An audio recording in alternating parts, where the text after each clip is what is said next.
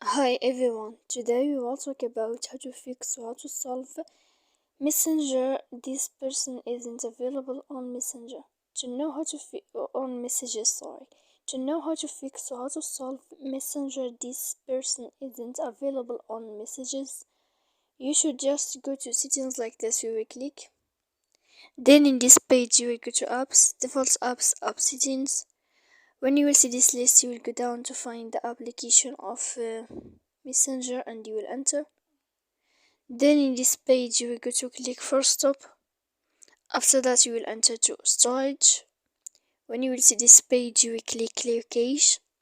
Then you will go to click clear data. And after all that, when you will end this, you can turn off your Wi-Fi.